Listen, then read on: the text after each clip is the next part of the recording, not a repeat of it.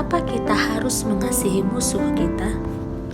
Tuhan Yesus mengajarkan kepada kita untuk bukan membenci musuh-musuh kita, melainkan mengasihi mereka. Wow, hal ini yang sangatlah sulit, bukan? Jika perintahnya adalah mencintai orang yang berbuat baik kepada kita, tentu akan jauh lebih mudah.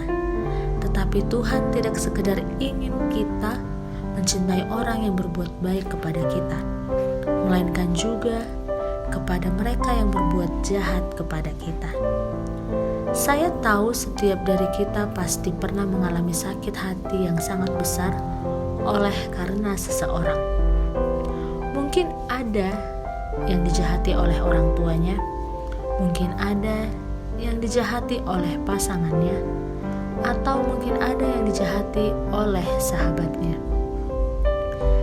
Saya tidak akan menganggap sakit hati yang mereka buat adalah sesuatu yang sepele.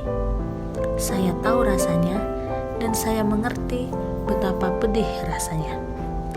Namun sesungguhnya Tuhan memberikan perintah ini bukan sekedar untuk kebaikan orang yang telah menyakiti kamu, melainkan juga untuk kebaikanmu.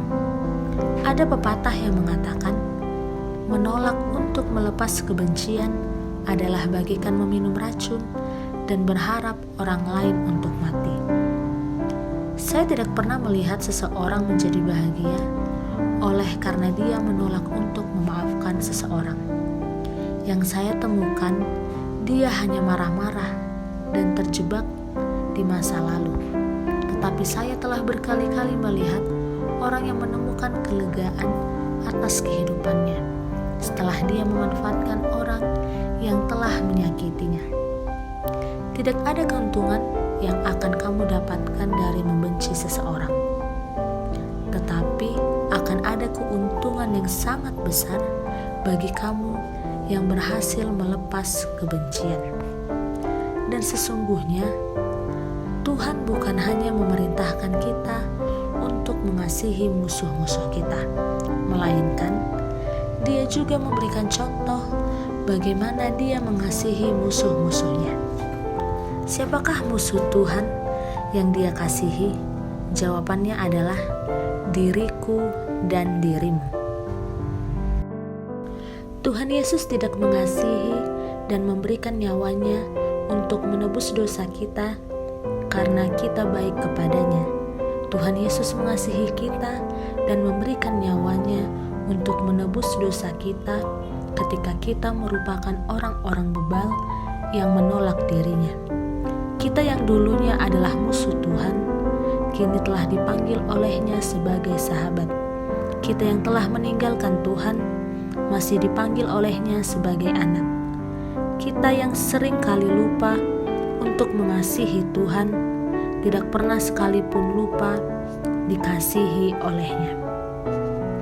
Alkitab mengatakan bahwa orang yang sungguh-sungguh mengenal Kristus bukanlah mereka yang setiap hari membaca Alkitab atau mereka yang ke gereja setiap minggu, melainkan mereka yang memiliki kasih di dalam hidupnya. Dan Tuhan mengatakan bahwa seseorang yang tidak mengasihi sesungguhnya tidak mengenal Tuhan. Dan mengasihi Tuhan yang dimaksud itu termasuk mengasihi musuhmu. Saya mengerti rasanya sulit, dan saya setuju rasanya mustahil bagi manusia untuk mengasihi musuhnya.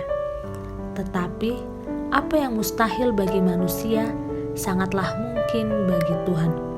Berdoalah kepada Tuhan dan mintalah kekuatan kepadanya untuk memampukan, memaafkan, dan mengasihi musuh-musuhmu.